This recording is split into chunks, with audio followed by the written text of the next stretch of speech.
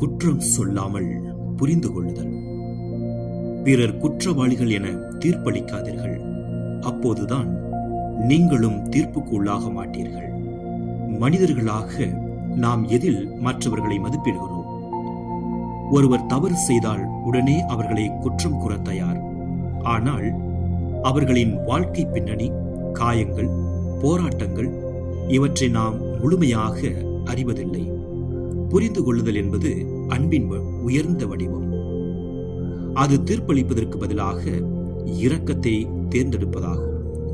தூய Assisi Francis தனது சகோதரர்களை குற்றம் சொல்லாமல் அவர்களை புரிந்து கொள்ள முயன்றார்.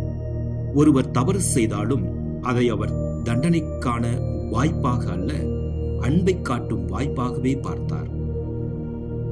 இன்றைய சிந்தனை: நாம் குற்றம் சொல்வதை விட புரிந்து கொள்ளும் போது உறவுகள் குணமடைகின்றன, இதயம் மென்மையாகிறது, அன்பு ஆழமாகிறது.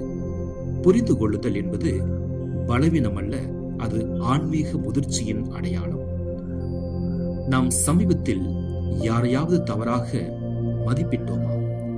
அவர்களை புரிந்து கொள்ள நாம் என்ன முயற்சி எடுத்தோம்? ஜெபம். அன்புள்ள ஆண்டவரே, மற்றவர்களை குற்றம் சொல்லாமல் புரிந்து கொள்ளும் இதயத்தை எங்களுக்கு தந்தருளும்.